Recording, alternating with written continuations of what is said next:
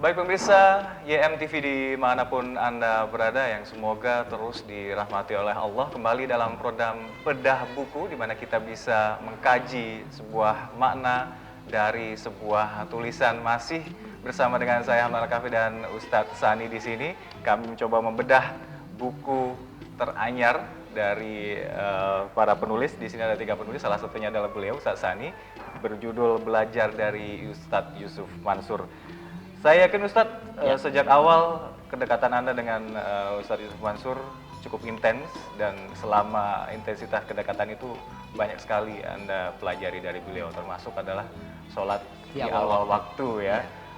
Anda bisa berbagi dengan kami di sini. Saya sendiri aja sholat tepat waktu mungkin sholat fardu oke lah. Itu tapi juga masih bolong-bolong dan juga tidak jauh tepat waktu dari kata tepat waktu. Bisa diungkapkan substansi besar dari apa sholat tepat waktu ini? Ya, jadi belajar dari Ustadz Yusuf Mansur. Ustadz Yusuf Mansur ini kan memberikan tablik kepada banyak orang. Tentu saya sebagai salah satu orang yang atas izin Allah dekat dengan beliau, maka harusnya saya dapat ilmu banyak gitu. Jadi jangan sampai kita udah dekat sama Ustadz Yusuf Mansur, kemudian Ustadz sudah menyampaikan kepada banyak orang ini kemudian belajar dari Ustadz Yusuf Mansur, kita orang-orang yang dekat dengan beliau masa nggak belajar gitu. Salah satunya adalah dengan aplikasi sholat tepat waktu. Jadi di saat Ustadz tuh sering memberikan begini, orang tuh sering memberi perintah kepada Allah Subhanahu Wa Taala untuk perintah tunggu. Ya Allah, tunggu dulu, saya baru kerja. Ya Allah, tunggu dulu, saya masih dalam perjalanan. Ya Allah, tunggu, saya lagi ngeprint, sebentar lagi selesai. Ya Allah, tunggu dulu, saya lagi rapat gitu loh.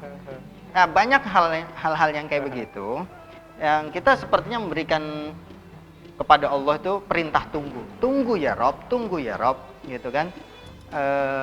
Ya Allah, tunggu, kita lagi sibuk gitu. Jadi akhirnya kita melaksanakan sholat itu tidak di awal waktu. Ya, kita sholatnya intinya semangat mendahulukan Allah itu terkalahkan dengan urusan dunia. Benar, padahal semua rizki, semua aktivitas ini Allah yang kasih, kenikmatan ini Allah yang kasih.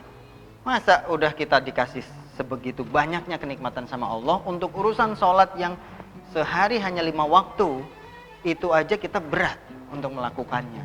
Nah, kita sering memberikan perintah kepada Allah, perintah tunggu. Makanya Ustadz salah satu ilmu, salah satu materi dari tablik atau dakwah yang beliau sampaikan adalah ayo sholat tepat waktu, ayo sholat awal waktu. Karena kita sering melupakan itu. Udah kita akhirnya, Ustadz sampai menggambarkannya begini. Kalau kemudian ada orang dipanggil sama bos, ya, atau bawahan, atau misalnya dalam pimpinan di tentara gitu ya, kemudian manggil anak buahnya, Harry atau siapa, Sani gitu ya. Kita kalau langsung datang, tentu pimpinannya senang sekali karena kita sekali dipanggil kita langsung datang. Ya kan? Seperti itu ya. Nah, azan itulah kan panggilan Allah Subhanahu Wa Taala. Kita selalu ya Allah, tunggu dulu, ntar nih tinggal dikit lagi gitu loh. Nah, kalau sama pimpinan aja kita nggak berani. Ntar ya bos, ntar dulu saya masih nanggung nih. Bisa jadi dimarahin. Bahkan apalagi kalau dipanggil kemudian nggak nyaut-nyaut, dipanggil nggak nyaut, di SMS nggak nyaut, di telepon nggak diangkat, pasti bisa jadi dipecat malah tuh. Nah, Allah itu maha luar biasa, kesabaran Allah juga luar biasa. Sedemikian kita dipanggil dan kita nggak datang, Allah masih mengampuni kita, Allah masih terima sholat kita.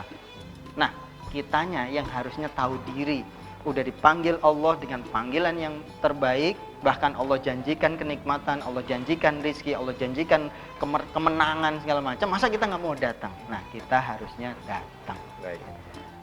Sholat pada waktunya, memang jika kita amati derajat ibadah sholat memang di atas segala amal ibadah yang lain, bahkan di atas birrul walidain, mungkin juga di atas jihad fisabilillah, semacam itu Ustaz. Ya, pertanyaan yang pertama yang ini kan bagaimana sholat kita. Ya, makanya kita harus memberikan kualitas sholat kita yang terbaik. Walaupun saya ya namanya juga belajar, terus belajar tentang kekhusyuan, tentang tepat waktu, tentang awal waktu, tentang sunnah-sunnahnya sholat wajib gitu ya.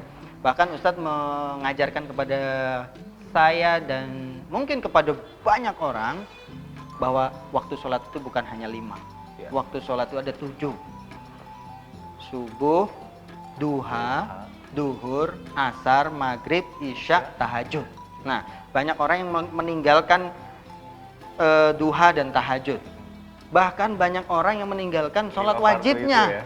Kan rugi banget gitu loh. Apalagi Rugi. rawatib-rawatibnya. Ya. Rawatibnya, betul. Jadi bahkan di sholat subuh itu kan ada qobliyah subuh. Qobliyah subuh. Jadi sholat sunnah sebelum sholat subuh. Hanya 2 rakaat saja. Kehebatan keutamaannya itu, ya, luar keutamaannya lebih baik daripada dunia dan seisinya. Banyak orang yang meninggalkan itu untuk urusan dunia. Padahal kehebatan sholat qobliyah subuh itu lebih baik daripada dunia dan seisinya. Jadi yang rugi siapa kira-kira? Kalau ninggalin gitu siapa yang rugi? Nah, kita sering meninggalkan yang Allah udah mau kasih, Allah udah janjikan kebaikannya,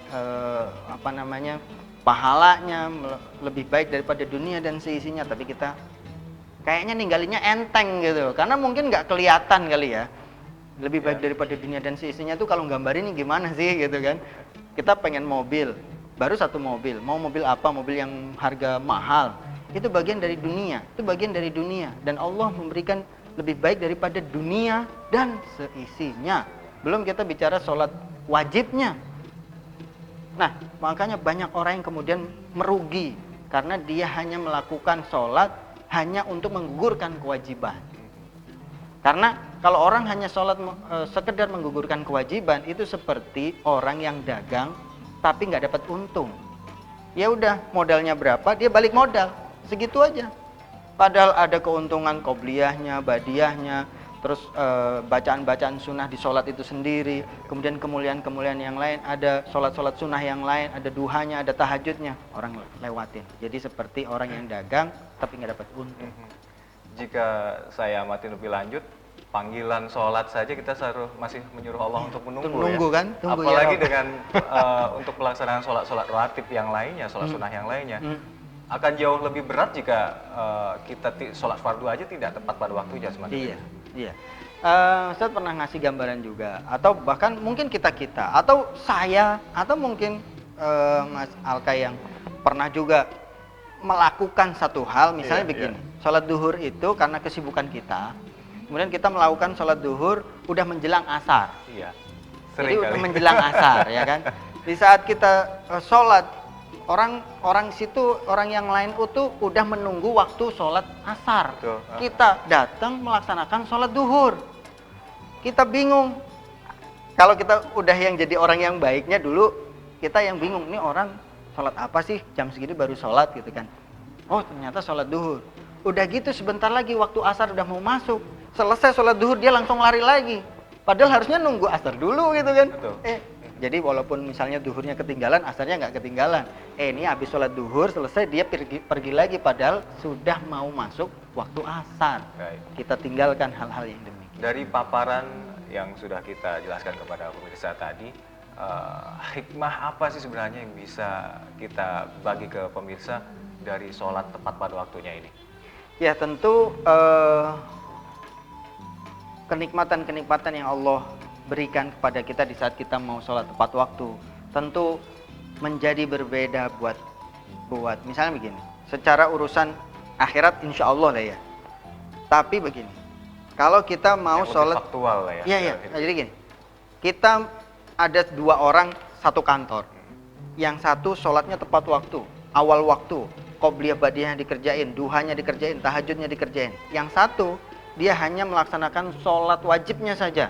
Itu juga kadang di akhir waktu, kadang di tengah waktu, kadang bahkan ketinggalan gitu kan.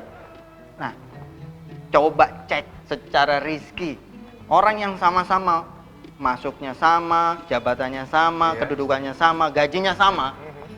Dengan yang satu kemudian intensitas ibadahnya luar biasa, mau melaksanakan kewajiban dan sunnah-sunnahnya. Yang satu hanya melaksanakan kewajibannya saja. Coba cek selama beberapa bulan ke depan, atau mungkin setahun, tentu berbeda. Karena Allah juga menjanjikan yang berbeda, pahalanya banyak, tapi juga rizkinya jadi banyak gitu loh. Nah, banyak orang yang atau mungkin bahkan orang bisa jadi bilang begini, itu nggak sholat tapi rizkinya banyak gitu kan, ada juga yang kayak gitu. Nah, kalau orang nggak mau sholat, nggak mau ibadah, nggak mengakuin Allah bahkan, tapi rezekinya banyak, itu adalah ujian, Allah sedang, kalau bahasa Jawanya itu ngelulu, sedang dimanjain tuh. Dia dimanjain, udah gitu aja terus gitu kira-kira ya. Sekarang sampai urusan terlena sampai kapan nah, gitu ya? urusan dunianya dikasih, tapi belum tentu urusan akhiratnya. Tapi bisa jadi Allah juga akan memuliakan orang yang sholat, yang kemudian mengejar ibadah ini untuk urusan dunianya dan juga urusan akhiratnya. Baik, itu dia mungkin makna yang tersirat dari kandungan sholat tepat pada waktunya yang bisa kita petik dalam kehidupan kita sehari-hari. Usai pariwara berikut ini, kita akan membahas bagaimana peran dan mungkin obsesi dari seorang Ustadz Sani ini, tak lepas dari kapasitas juga sebagai ketua yayasan, di mana yayasan tersebut memiliki visi untuk melahirkan para hufat Al-Quran, di mana lagi kalau bukan yayasan Darul Quran. Tapi kita akan kembali untuk Anda usai pariwara berikut ini. Tetaplah bersama kami.